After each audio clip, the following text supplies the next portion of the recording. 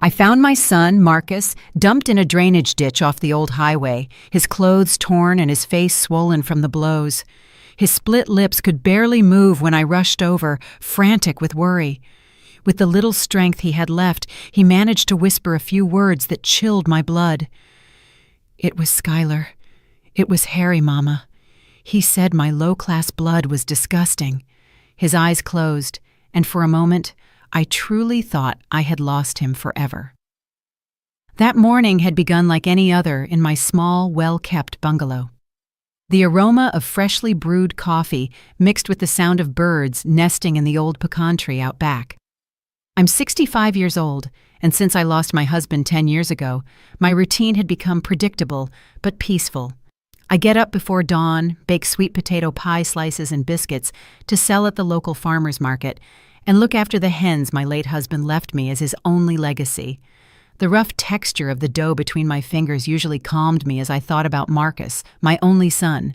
At 30 years old, he had managed to get a job in an office in the downtown financial district, something I never imagined for a man from our side of the tracks.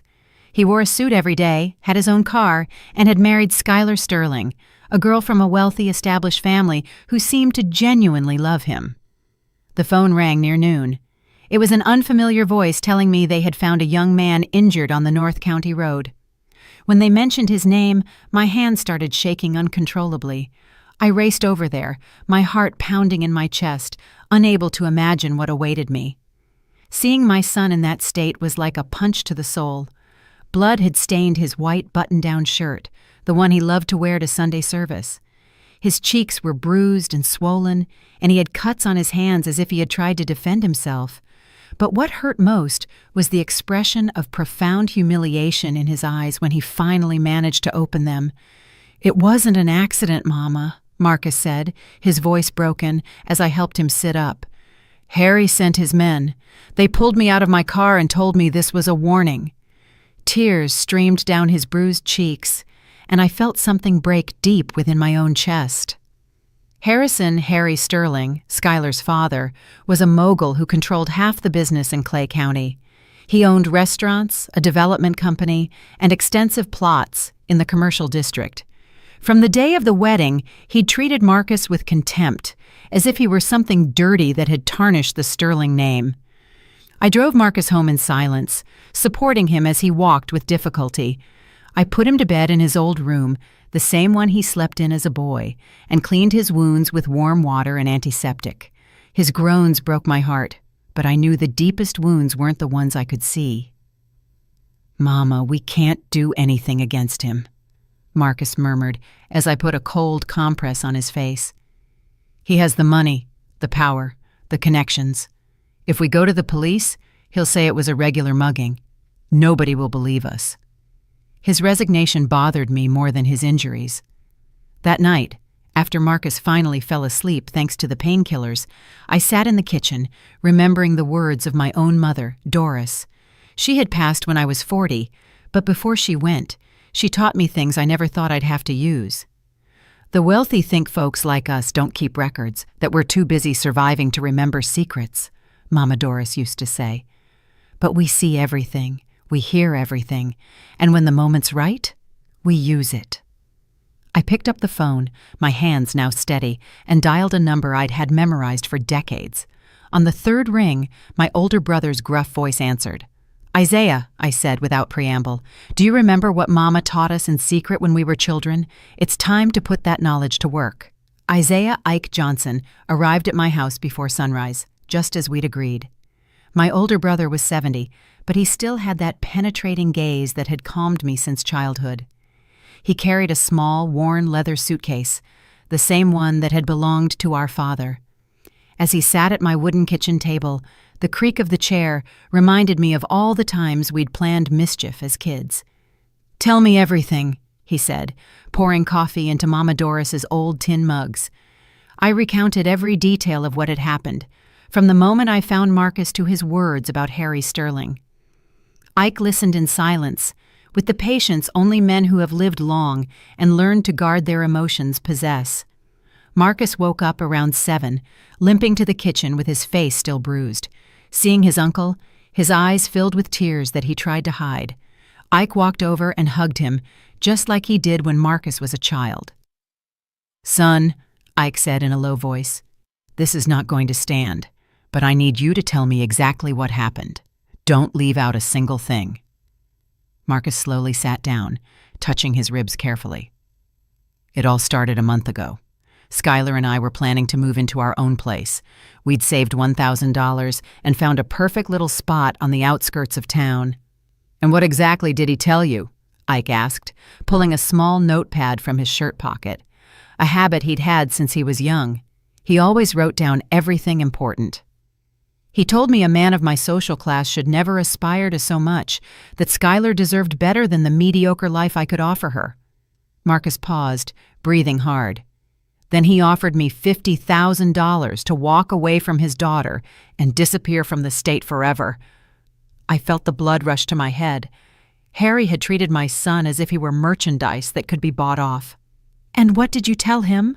I asked, although I already knew the answer from the expression of wounded pride on his face. "I told him I didn't need his dirty money, that I loved Skylar and she loved me, regardless of what we had in the bank."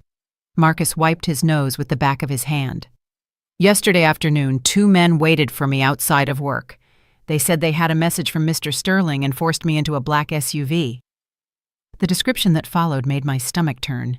The thugs had taken him to an empty lot where Harry was waiting, sitting in his silver Mercedes S-Class. Without even getting out of the car, he had ordered them to beat Marcus enough so that he would understand the message. "Tell your mama this is only a warning," he had said, with that cold smile I knew from the few times I'd run into him at the bank. "That man believes he can do whatever he wants because he has money," I muttered, feeling rage build in my chest like a furnace. But he's wrong. There are things money can't buy, like a family's dignity. Ike closed his notepad and looked at me with those eyes that had seen too much. "Elara, remember what Mama Doris told us about Harry Sterling Sr., the one who owned the big properties before Harrison took over?" Of course I remembered. Old Man Sterling had been the cruelest slumlord in the county back in the 50s. Mama had worked as a housekeeper in his house and had witnessed terrible things. When he died in a strange accident, his son Harrison inherited everything and built his empire on the foundation of his father's brutality. "Mama kept documents, didn't she?" Ike continued. "Things she saw, names of people who disappeared, accounts that didn't add up. She always said that information would serve justice one day." Marcus looked at us, not fully understanding, but I knew exactly what my brother meant. Our mother was uneducated but incredibly street smart. For years she had watched, listened, and memorized everything that happened in the houses where she worked. Before she passed, she had given me a metal box with photographs, letters, and documents she had managed to save. "The box is in the attic," I told Ike. "I haven't opened it since Mama's funeral, but I know it contains information about the properties Harrison acquired in the 60s through dubious means." My brother smiled for the first time since he arrived. "Then we have a place to start. But we need to be very careful. A man like Harrison didn't get where he is by being careless. He has contacts in the police, in the city council, and in the courts." Marcus tried to stand up, but the pain made him sit back down. "I don't want you getting into trouble because of me. I'll just leave town. I'll find work somewhere else. Skylar will understand." "Don't you dare!" I exclaimed with more force than I intended. "Your father didn't raise a coward, and neither did I. The Johnsons don't run when things get tough. We face problems head-on, no matter the cost." Ike placed his hand on mine with that warmth that had comforted me since I was a child. "Your mama's right, son. Besides, if you leave now, Harry will think he can do the same thing to any other humble family. We can't let that man keep thinking we're his playthings." Just then, we heard the sound of a car stopping in front of the house. Marcus paled and carefully approached the window. "It's Skylar," he whispered. "She's alone, but she looks very upset." Skylar got out of the car with teary eyes and disheveled hair. She wore a coral-colored dress that usually made her look radiant, but right now, she seemed drained, as if the color had run from her face. Her hands trembled as she approached the door, and I could tell she had been crying for hours. "Marcus, please open up," she begged, tapping gently. Her voice sounded broken, desperate. "I know you're there. I need to explain what happened. I need you to know I didn't know anything." My son looked at me, uncertain. Part of him wanted to run to her, but the humiliation and physical pain kept him frozen in the chair. Ike approached the window and looked carefully out onto the street. "I don't see any other cars. Looks like she came alone," he murmured. I opened the door, and Skylar practically collapsed into my arms. Her sweet perfume contrasted sharply with the smell of dirt and sweat that still clung to Marcus's clothes. "Ms. Delara, I'm so sorry. My father is a monster. I didn't know what he was capable of." I led her to the living room, where Marcus was waiting with clenched fists. When Skylar saw his beaten face, she covered her mouth, stifling a gasp. "Oh my God, Marcus, what did he do to you?" She reached out to touch him, but he instinctively recoiled. "Your father had me beaten because he thinks my blood is too poor to mix with his," Marcus said bitterly. "He offered me $50,000 to disappear from your life. I guess that's what I'm worth to him." Skylar sat on the worn sofa, wiping her tears with a lace handkerchief. "Last night, I overheard Dad talking on the phone with someone. He said the problem had been resolved, that he no longer had to worry about that boy. When I asked him what he meant, he yelled at me to stay out of his business." "And what did you do?" Ike asked, studying her every expression. He had inherited our family's natural distrust of wealthy people. "I checked his phone while he was asleep," Skylar confessed, dropping her gaze. "I found messages with someone called the Grizz. He had paid him $2,000 for disciplining the boy. When I read that, I immediately knew it was about you, Marcus." Silence filled the room. I felt the rage grow in my chest like a fire consuming everything in its path. Harry hadn't just ordered my son beaten. He had documented his crime as if it were nothing more than a commercial transaction. "There's something else," Skylar continued, pulling an envelope from her purse. "A man arrived at the house very early this morning. He handed this to my father and left without saying a word." The envelope contained blurry photographs that showed Marcus being beaten by two men while Harry watched from his car. "It's blackmail," Ike murmured, examining the images. "Someone else was out there last night, someone who photographed everything and now wants to profit from the situation." Marcus took one of the photographs with trembling hands. Seeing the graphic evidence of his humiliation seemed to awaken something in him. "We can't let this go on," he said, his voice firmer. "If we back down now, Skylar's father will think he can do whatever he wants to anyone he considers beneath him." Skylar moved closer to him. This time, Marcus didn't pull away. "I love you," she said, gently taking his hand. "I don't care what my father says. I don't care about his money or his social standing. I want to be with you no matter what." "Your father will never allow it," I replied, feeling a mix of tenderness and worry for the girl's naivety. Men like Harry Sterling don't accept defeat. If he can't separate you from Marcus with money, he'll find another way. "Then we have to be smarter than him," Skylar declared, with a determination I hadn't seen before. "I know his businesses. I know where he keeps his important documents. I know his routines and his contacts. If you're going to confront him, you'll need all the information you can get." Ike looked at her with new attention. "Would you be willing to help us, knowing that it could mean betraying your own family?" "My real family is right here," Skylar answered, squeezing Marcus's hand. "My father stopped being my family when he decided that love could be bought with money." I stood up and walked to the window, observing the empty street. The sun was beginning to warm the asphalt, and street vendors were starting to pass with their carts. It was a normal morning in a town where people worked honestly for a living, but I knew nothing would ever be the same after this. "All right," I finally said, turning back to face them. "But if we're going to do this, we're going to do it right. We won't stoop to his level using violence. We'll use his own arrogance against him." Ike nodded, understanding my plan immediately. "Mama always said that powerful people make mistakes when they feel too secure. They get careless. They talk too much. They trust people they shouldn't. Exactly, I continued. Harry thinks we're ignorant, that we don't know how to defend ourselves. That's going to be his downfall. Skylar, I need you to tell me everything you know about your father's business. Every detail, every name, every suspicious transaction you've ever overheard. Skylar straightened up, drying the last of her tears. My father has a private office at the house where he keeps documents he never takes to work. It's always locked, but I know where he hides the spare key. He also holds secret meetings on Thursday nights, with men who arrive in cars without license plates. What kind of men? Marcus asked, his voice taking on a more decisive tone. Tough guys with scars who speak in low voices and constantly look over their shoulders.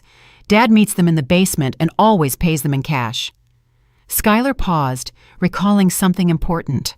Once I overheard them mentioning something about land they had cleared for new developments. Ike and I exchanged a meaningful glance. That sounded exactly like the stories Mama Doris used to tell us about Harrison's father, when he used to coerce landowners into selling their property for far less than it was worth. Skylar, I said with a serious tone, would you be willing to get us access to that office? I wouldn't ask this if it weren't absolutely necessary, but we need solid proof of what your father is doing. The young woman didn't hesitate for a second. I will do whatever it takes to protect Marcus and to stop my father. It's time someone put a leash on him. 2 days later, Skylar returned to my house with a tense but determined expression. She wore a peach-colored blouse and dark pants, dressed as if for a business meeting. In her hands, she held a manila folder that seemed to weigh more than it should. Marcus had recovered enough to walk without a limp, though the bruises on his face still told the story of Harry's cruelty. I got the documents, she announced, setting the folder on the kitchen table. Dad left for one of his meetings last night and didn't return until very late. I had 3 hours to photograph everything I found in his private office. Ike immediately approached, adjusting the reading glasses he'd pulled from his shirt. He had worked as an accountant for a trucking company for 40 years and knew how to spot financial irregularities better than anyone. What kind of documents were you able to get? He asked as he opened the folder. Contracts for land purchases, cash payment receipts, photographs of properties before and after they were acquired. Skylar sat next to Marcus, who took her hand for support. I also found a list of names with dollar amounts next to them. Some names are crossed out in red ink. The contents of the folder chilled my blood. There were photographs of poor families being evicted from their homes, contracts signed under evident duress, and most disturbingly, a list of people who had disappeared after refusing to sell their property. I recognized some names: Mr. Jerome Vance, who had a small farm near the river, and the Morales family, who raised goats in the hills. They had all mysteriously vanished in the last 5 years. This man is worse than I imagined, I murmured, examining a receipt for $25,000 paid to someone identified only as the fixer. He doesn't just steal land, he eliminates anyone who stands in his way. Marcus went pale as he looked at the photographs. Skylar, if your father discovers you took these pictures, he'll do the same thing to you he did to these families. His voice trembled, not with fear for his own safety, but for the woman he loved. I've already thought about it, Skylar replied with a surprising firmness. That's why I also brought this. She pulled a small envelope containing a golden key from her purse. This is the spare key to his safe deposit box at the bank. That's where he keeps the cash he uses for these special jobs. Ike gave a low whistle. If we can prove he has $200,000 in unjustified cash, we can connect him to all these crimes. He stopped, looking at Skylar with concern. But getting that information is going to be very dangerous. Banks have security systems, cameras, guards. My father took me there several times when I was little, Skylar explained. I know the manager, Mr. Lewis. He's been a family friend for 20 years. I could convince him that I need to review some old inheritance documents that Dad left in my custody. It's too risky, I objected, feeling a mother's instinct to protect her daughter. If Harry finds out what you're doing, he won't hesitate to hurt you. Men like him have no limits when they feel threatened." Just then the phone rang, interrupting our conversation. It was a jarring sound that made all of us jump. Marcus went to answer, but after the second ring, the call was cut short. It immediately rang again, following the same pattern. 2 rings, then silence. "Someone is watching us," Ike murmured, cautiously approaching the window. "It's a signal. Someone wants to get our attention without risking being overheard." His experience in the army during his youth had taught him to recognize this type of communication. The phone rang a third time, but this time Marcus answered immediately. "Hello?" he said, his voice tense. On the other end, a gruff, clearly distorted voice spoke. "If you want justice for the boy, come to the old city cemetery at 10 o'clock tonight. Come alone. I have information you'll want." The call ended, leaving us in a tense silence. Skylar clung to Marcus's arm, her knuckles white from the pressure. "Do you think it's a trap set by my father?" she asked, her voice barely audible. "It's possible," I admitted, "but it could also be someone with valuable information who can't risk being seen with us in broad daylight."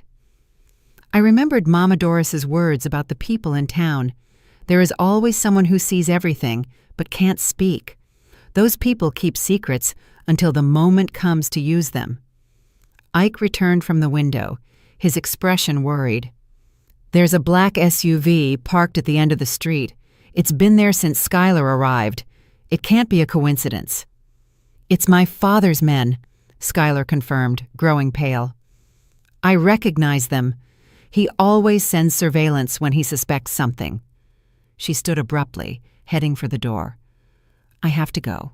If they see me here too long, they'll report it to Dad." "Wait." I stopped her, taking her arm gently. "If you go to the bank tomorrow, do it early, before your father wakes up, and keep your cell phone on. If anything goes wrong, call the number I'm about to give you immediately." I wrote down the number of my cousin, Aunt Clara, a registered nurse who worked at the hospital. She was one of the few people in town who wasn't afraid of Harry Sterling and who had contacts elsewhere if we needed urgent medical or legal help. "Skylar," I said, looking her directly in the eyes, "I need you to understand that once we do this, there's no turning back. Your father will discover that you were the one who provided this information. Are you completely sure you want to go through with this?" The young woman looked at Marcus, whose eyes were filled with admiration and worry. Then she looked at me, and I saw the same determination in her eyes that I had seen in my own reflection during the most difficult times of my life. "Ms. Alara, my father destroyed my childhood with his cruelty and my youth with his obsessive control. I won't let him destroy my future with Marcus." She walked toward the door, but stopped before leaving. "Tonight, when you go to the cemetery, be very careful. My father has contacts all over the city. If someone recognizes or follows you, it could be a deadly trap." After Skylar left, the 3 of us remained in silence, each lost in our own thoughts. The weight of what we were about to face was becoming terribly real. It wasn't just the story of a mother protecting her son. It was the story of ordinary people confronting a corrupt system that had operated in the shadows for decades. "Mama," Marcus said finally, "do you think we're doing the right thing? Maybe we should take the money Harry offered and start a new life somewhere else." I looked at him with the same seriousness with which my mother had looked at me when she taught me the most important lessons of life. "Son, there are moments in life when you have to decide what kind of person you're going to be. You can be the person who runs when things get tough, or you can be the person who stays and fights for what's right. Your father was the second kind, and so am I." At 9:30 that night, Ike, Marcus, and I walked in silence toward the old city cemetery. The streets were empty, save for a few stray dogs that followed us for a couple of blocks before disappearing into the shadows. The night air carried the scent of magnolia flowers mixed with the smell of damp earth that always preceded the rainy season. The old cemetery was located on the outskirts of town, surrounded by a rusty iron fence that creaked in the wind. The oldest gravestones dated back to the turn of the last century, many of them tilted by time and covered in moss. The full moon provided enough light to walk among the graves without tripping, but it also created unsettling shadows that seemed to move around us. "There he is," Ike murmured, pointing toward a figure waiting next to the Herrera family mausoleum. It was a tall, thin man, dressed in dark clothes and a cap that partially hid his face. As we got closer, I could see he was around 50 years old and had a scar running across his left cheek from his ear to the corner of his mouth. "Are you the family of the young man who was beaten?" he asked in a hoarse voice, keeping to the shadows. His accent suggested he wasn't from the area, likely from a bigger city up north. "We are," Marcus replied, stepping forward despite the pain in his ribs. "Who are you? Why do you want to help us?" The man removed his cap, revealing graying hair and eyes that had seen too much wrong. "My name is Daryl, but that doesn't matter. What matters is that I worked for Harry Sterling for 10 years, until my conscience couldn't handle the things he asked me to do anymore." "What kind of things?" I asked, although part of me already dreaded the answer. "Disappearances, threats, blackmail. Harry built his empire on the misery of families like yours." Daryl pulled a thick envelope from his jacket. "Here are copies of all the jobs I did for him between 2015 and 2023. Photographs, recordings, documents that prove how he operates." Ike took the envelope with trembling hands. "Why did you keep all this? Why didn't you go to the police?" "Because half the local police are on Harry's payroll," Daryl replied bitterly.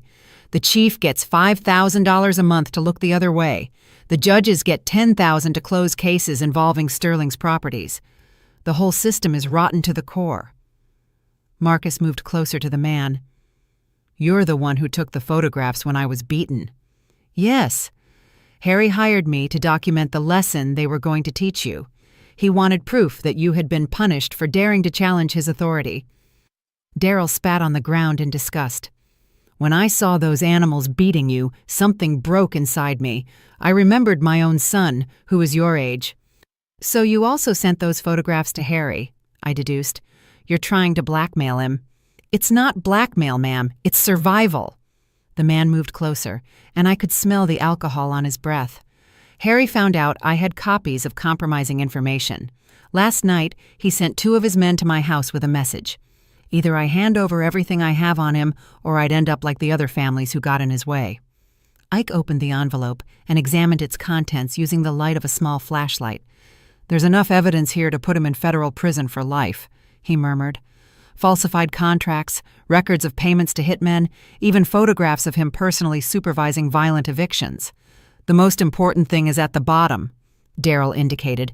"A recording where Harry admits to ordering the murder of Mr. Wallace Green, the community organizer who was resisting his land grabs. It was in 2019. The man officially died in a car accident." I remembered that case. Wally Green had been a respected man who tried to organize small landowners to resist Harry's pressure. His death had been very convenient for the mogul's expansion plans, but no one had questioned the official version of the accident. "Why are you giving this to us?" Marcus asked with justified suspicion. "What do you gain by helping us?" "Nothing. In fact, I'm probably going to die for this." Daryl put his cap back on, preparing to leave. "But I have a son your age working up north. If I don't stop Harry now, when my boy comes home, he could be the next victim of that man's arrogance." "Where are you going now?" I asked him, feeling a mixture of gratitude and concern for this stranger who had risked everything to help us. "Far away, very far. I have contacts in other states who can get me new papers." He walked toward the cemetery exit, but stopped and turned back to us. "You have to be very careful. Harry already knows someone has information against him. He'll be paranoid, dangerous. Don't trust anyone in town because he has eyes and ears everywhere." "What about Skylar?" Marcus asked anxiously. "Is she in danger?"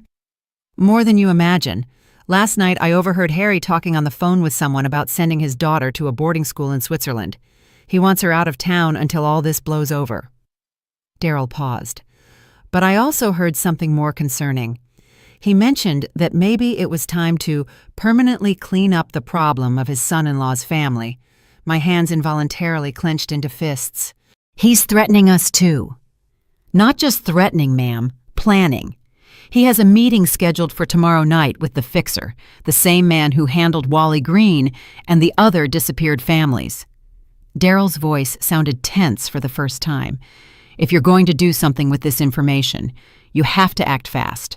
After tomorrow, it might be too late." The man disappeared into the cemetery shadows, leaving us alone with an envelope full of evidence that could destroy Harry Sterling, but which could also cost us our lives if we didn't use it correctly. We walked back home in silence, each processing the implications of what we had heard. Marcus was slightly limping ahead, but with a determined step.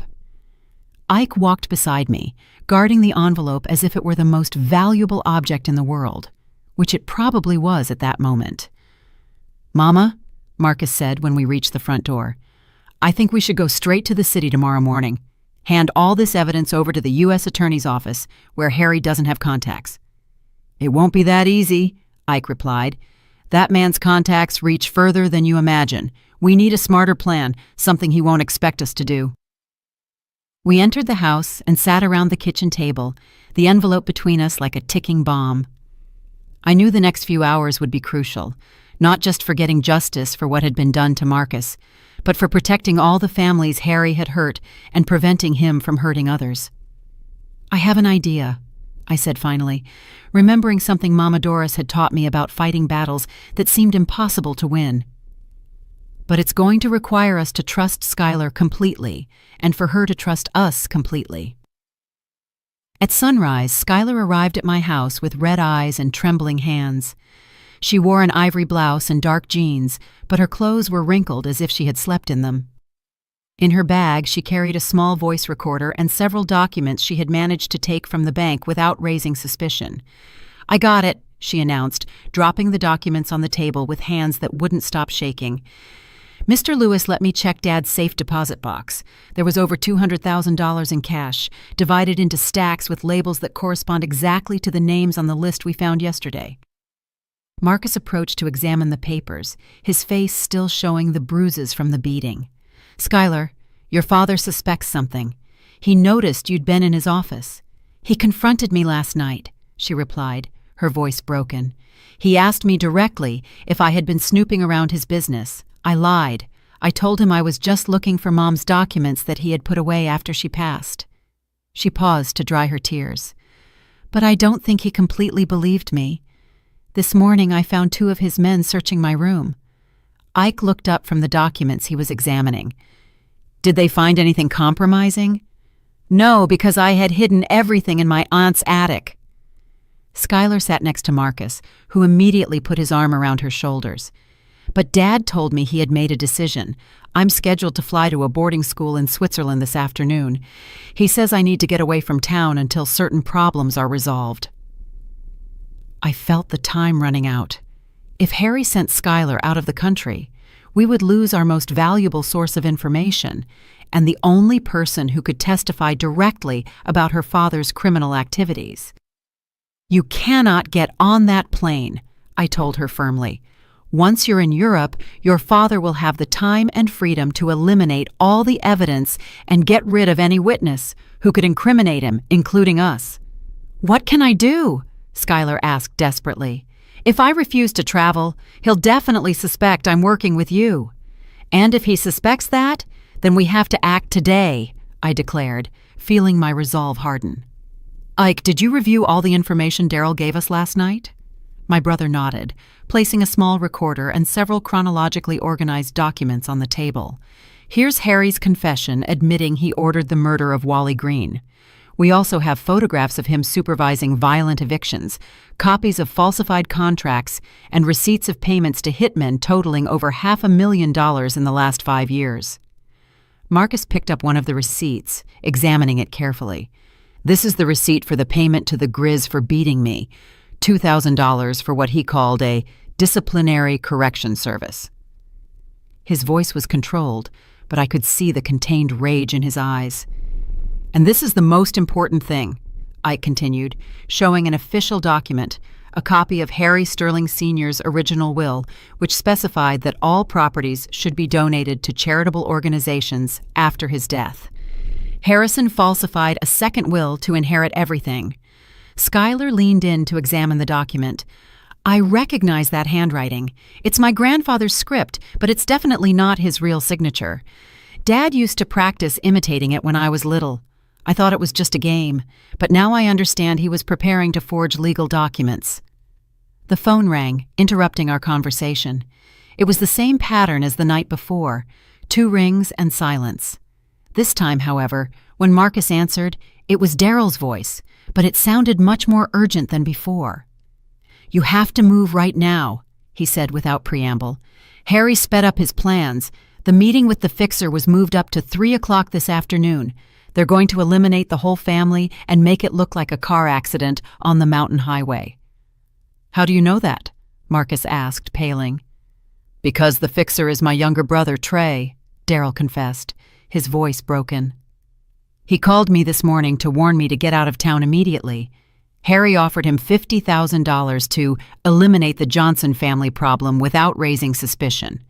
Silence filled the room. We knew Harry would eventually resort to violence, but hearing that he had already put a price on our heads made everything terrifyingly real. "Daryl," I said, taking the phone, "will your brother accept the job?" "I told him yes to buy time, but he's actually willing to testify against Harry if you can guarantee protection for him and his family. He has recordings of other conversations where Harry plans more murders." "Where can we meet him?" "At St. Michael's Church in 1 hour. Come through the back entrance, the one that leads to the garden, and bring all the evidence you have. My brother knows an investigative reporter who can make all this public before Harry has time to react."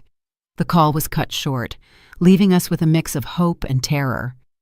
We finally had the chance to publicly expose Harry's crimes, but we also knew he wouldn't hesitate to kill us if he discovered our plan before we could execute it. "Schuyler," I told her, "I need you to call your father and tell him you accept the trip to Switzerland, but you need a few more hours to pack and say goodbye to some friends. That will give us time to get to the church and organize everything with Daryl's brother." "And then?" she asked. "Once the story is published, Dad will immediately know I helped you. He'll want to kill me too." "That's why we're going to make sure that by the time the story is published, he's already in police custody," I replied. "Ike, call your contact at the U.S. Attorney's Office. Tell him we have evidence of multiple homicides and that we need immediate protection for witnesses." My brother nodded, heading for the phone. "And if Harry's contacts in the federal government are more extensive than we think?" "Then we'll take the risk," I declared, "because the alternative is to wait for the fixer to find us this afternoon and finish the job he was hired for." Marcus stood up, moving with determination, despite the lingering pain in his ribs. "Mama, I want you to know that I'm proud of you. Dad would be proud too. Not many women your age would have the courage to stand up to a man like Harry Sterling. Your father taught me that there are moments in life when you have no choice but to fight," I replied, remembering the words my husband had told me during the hardest times of our marriage. "When someone threatens your family, when someone tries to take your dignity, there is no room for fear, only room for action." Schuyler approached and hugged me tightly. "Ms. Ilara, no matter what happens today, I want you to know that you have shown me what a real family means. My father gave me money and education, but you have given me something much more valuable, the example of what it means to fight for the people you love." We gathered all the evidence, organizing it into separate folders to provide copies to both the journalist and the federal authorities. We knew the next few hours would determine not only our fate, but the fate of all the families Harry had destroyed and all those he would destroy in the future if we didn't stop him. As we left the house, I looked back one last time. I didn't know if we would ever return, but I knew that no matter what happened, we had made the right decision.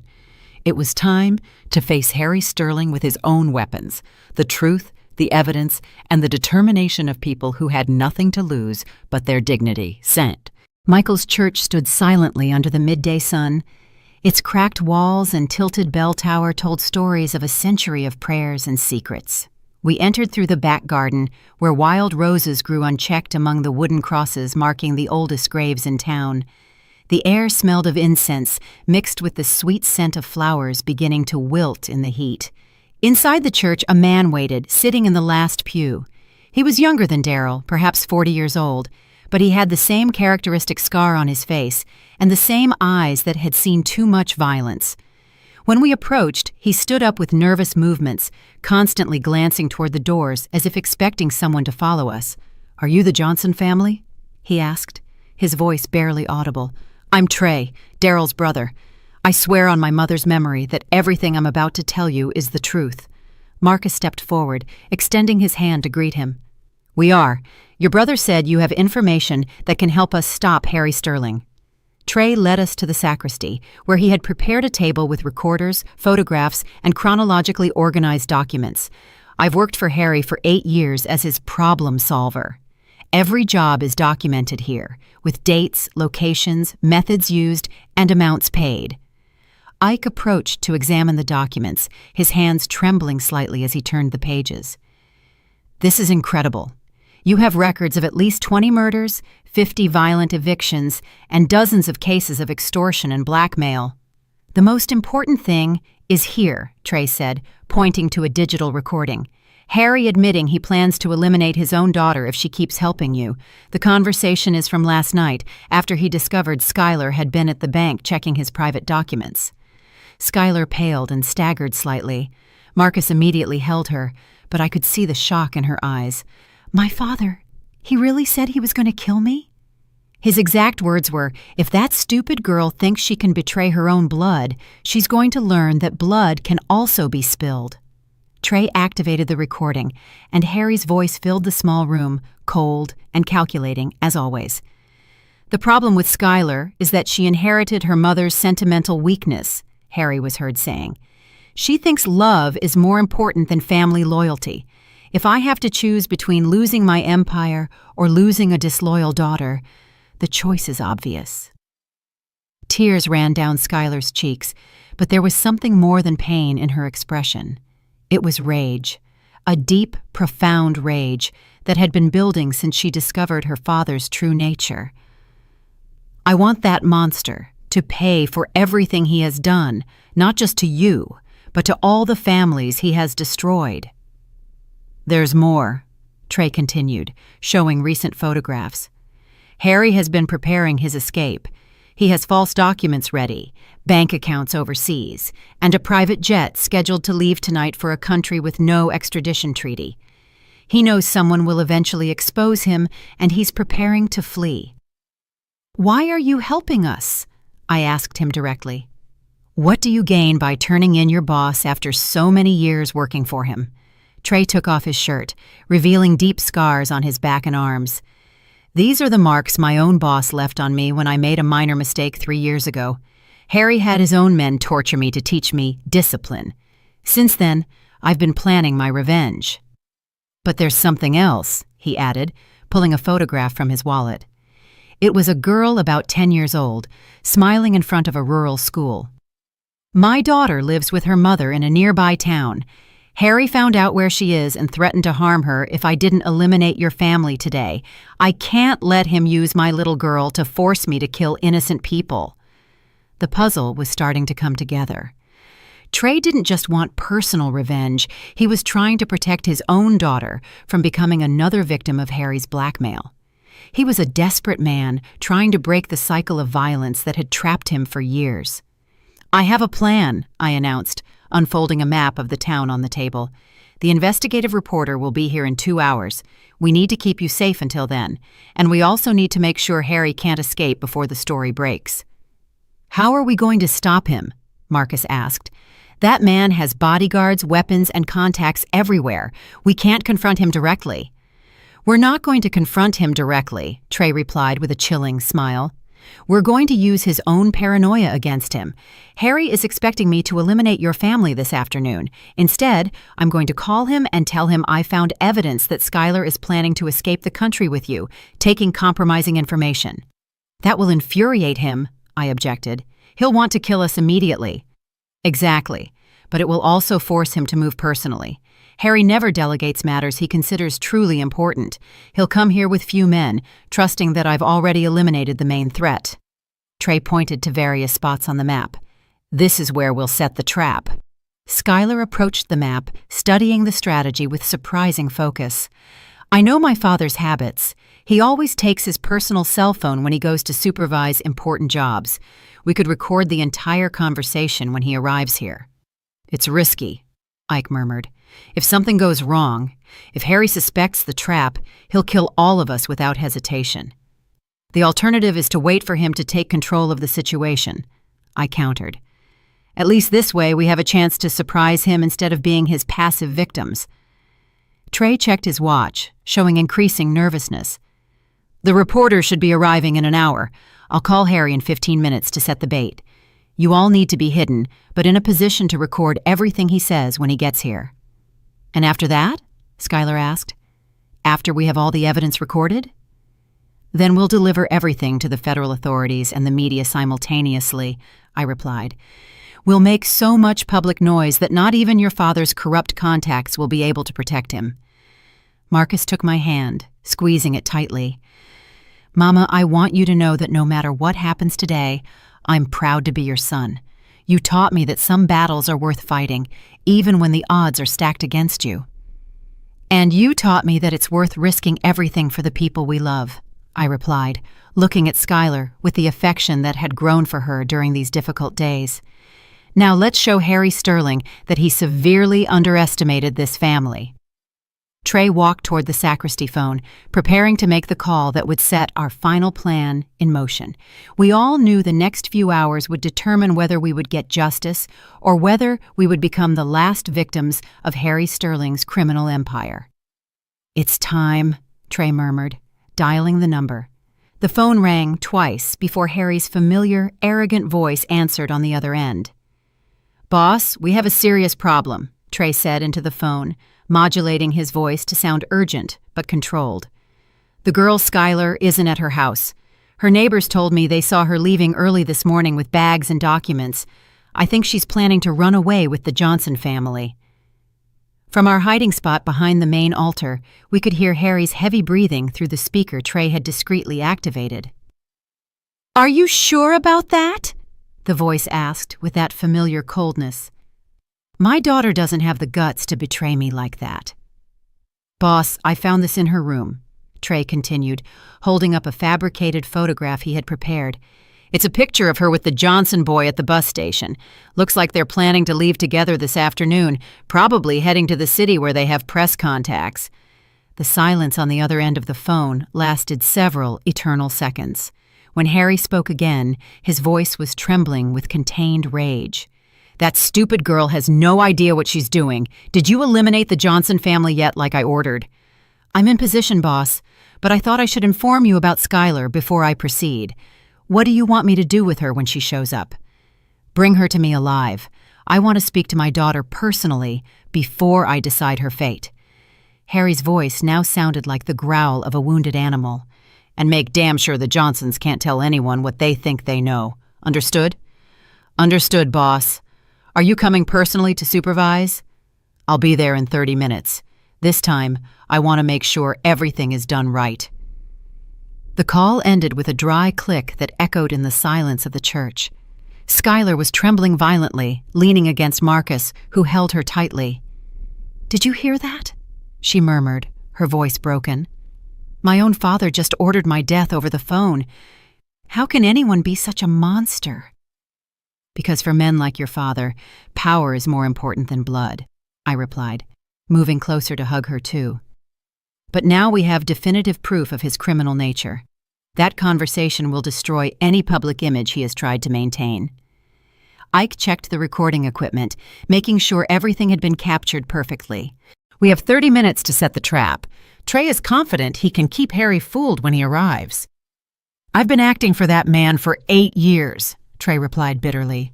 I know exactly what he expects to hear and how to behave to keep him confident. The important thing is for you to stay hidden until we have enough recorded evidence to completely sink him. The plan was simple but risky. When Harry arrived, Trey would report that he had captured the Johnson family and had them tied up in the sacristy, waiting for orders. This would force Harry to enter the church and speak openly about his crimes, confident that his victims couldn't escape to tell the tale. "What if he brings more men than we expect?" Marcus asked, instinctively touching the ribs that still hurt from the previous beating. "Harry is arrogant," Trey explained. "He believes I am completely loyal and that I've eliminated the main threat. He'll probably come alone or with one bodyguard at most. In his mind, he's already won this battle." We positioned ourselves carefully behind the main altar, where a thick curtain concealed us but allowed us to hear everything clearly. Skylar had set her phone to record as a backup, and Ike had the video camera ready that we had brought to document the entire encounter. The minutes passed slowly, each second marked by the ticking of the old tower clock that had kept the town's time for almost a century. The silence of the church was interrupted only by our nervous breathing and the distant sound of birds in the garden outside. Finally, we heard the roar of a powerful engine approaching. Trey discreetly peered through the window and signaled to us. It was Harry's silver Mercedes S-Class, exactly as predicted.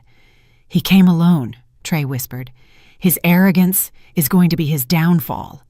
Harry entered the church with firm steps, his impeccable linen suit contrasting with the humility of the sacred place. He wore sunglasses despite being indoors, and his Italian leather shoes echoed against the cracked tiles of the colonial floor. "Where are they?" he asked directly, without bothering with greetings. His voice filled the space with that authority he was accustomed to wielding over everything and everyone around him. "In the sacristy, boss, all 3 tied up and ready for whatever you order." Trey played his part perfectly, showing the deference Harry expected from all his employees. "And my daughter, did that traitor show up yet?" "Not yet, but I have the bus station covered. When she arrives, we'll be waiting." Harry headed toward the sacristy with determined steps, but stopped halfway down the aisle. "Trey, I want you to understand something. What we're going to do today is going to send a very clear message to the entire county. Nobody, absolutely nobody, defies Harry Sterling and lives to tell about it. Understood?" "Understood, boss." "You want it to look like an accident, like the other times?" "No. This time, I want them to know exactly what happened and why." Harry's voice filled with a blood-chilling cruelty. "I want that when the bodies are found. Everyone understands that trying to humiliate me has fatal consequences." Skylar covered her mouth to stifle a sob, but Marcus calmed her with gentle strokes of her hair. Ike continued recording everything, documenting every word that came out of Harry's mouth as irrefutable evidence of his murderous intentions. "Furthermore," Harry continued, moving closer to the sacristy, "when Skylar shows up, I want you to bring her straight here. She's going to see exactly what happens to people who betray their own family. After that, she's taking the first flight to Europe and staying there until she learns to be an obedient daughter. And if she refuses to cooperate..." Harry stopped right in front of the sacristy door, so close we could smell his expensive cologne mixed with the cigar scent that always accompanied him. "Then Skylar is going to accompany the Johnsons on their final trip. I can't allow any member of my family to stain the Sterling name." Just then, we heard the sound of several cars arriving at the same time. Harry tensed immediately, looking toward the main door of the church with an expression that mixed surprise and suspicion. "Were you expecting company?" Trey asked him, his voice suddenly dangerous. "No, boss. I don't know who that could be." The church doors opened forcefully, and 3 men in dark suits entered, followed by a woman with a professional voice recorder and a television camera. It was the investigative reporter from the city, accompanied by a team from the U.S. Attorney's Office. "Mr. Harrison Sterling," one of the agents said in an official voice, "you are under arrest for multiple counts of homicide, extortion, and conspiracy. Everything you say can and will be used against you."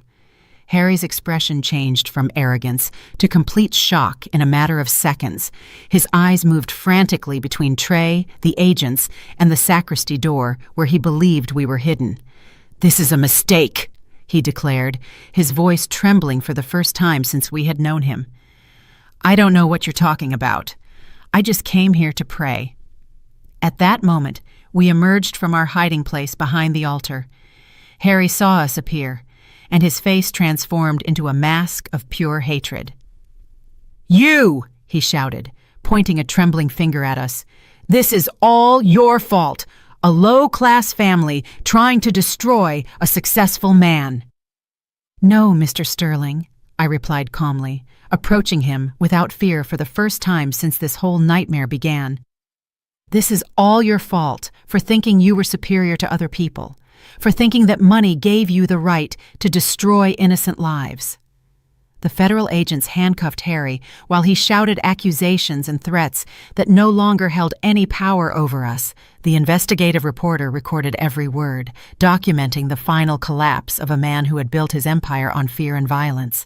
His impeccable suit looked ridiculous now, the metal cuffs contrasting with his image as a respectable businessman.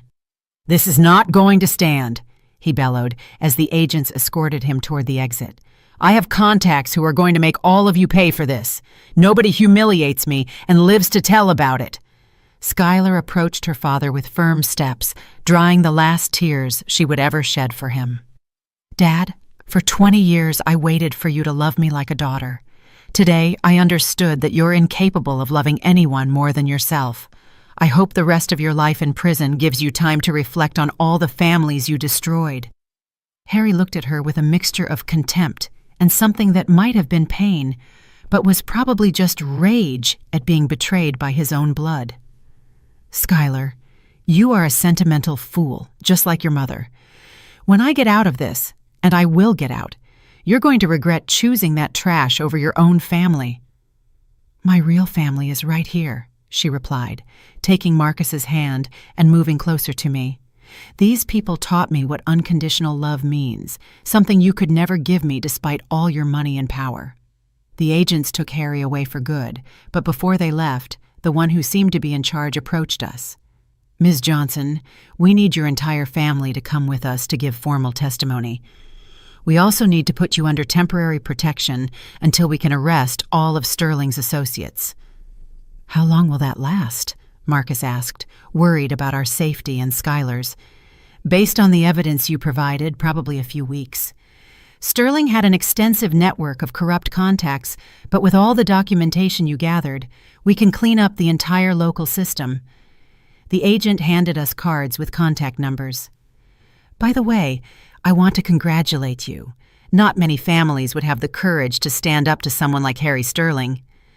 Trey approached before leaving, carrying a small bag that contained all the additional evidence he had collected during his years working for Harry. "Ms. Alara, I want to ask for your forgiveness for all the terrible things I did working for that man. I know I can't undo the damage, but I hope my testimony helps bring justice for all his victims." "Trey," I said, placing a hand on his shoulder, "we all deserve a second chance. The important thing is that you made the right decision in the end. That says a lot about the man you really are." Ike hugged his younger brother for the first time in years. "Brother, Mama Doris always said the truth has its own time to come to light. Today, her words came true." We left the church under the afternoon sun, breathing free air for the first time in weeks. The town's streets looked different now, as if the weight of oppression had been lifted from all the corners where Harry had extended his influence. Neighbors began to come out of their houses, whispering the news of the capture of the man who had controlled their lives for so long. 3 months later, I returned to my routine of baking biscuits in the mornings, but now my kitchen was full of laughter. Marcus and Skylar had gotten married in a simple ceremony in the garden, surrounded by all the extended family and neighbors who had found the courage to testify against Harry's crimes once they knew it was safe to do so. "Grandma Elara!" Little Maya, my neighbor's granddaughter, shouted. She was an 8-year-old girl with bright eyes that reminded me of my own Marcus when he was small. "Is it true that you beat the bad man who scared the whole town?" "No, my dear," I replied, stroking her hair as she fed the chickens with corn kernels. "We didn't beat anyone. We just showed him that the truth is stronger than fear, and that when families stick together to protect each other, they can face any problem." Skylar appeared in the kitchen doorway, wearing a lavender dress she had bought at the local market. She had sold all her expensive jewelry and designer clothes, using the money to help the families her father had harmed. "Mother," she said, using the affectionate term I love to hear, "Marcus is ready to go to the courthouse. They're reading the final sentence today." The trial had lasted 2.5 months. Harry was sentenced to life in federal prison for multiple homicides, plus 30 additional years for extortion, illegal land appropriation, and conspiracy.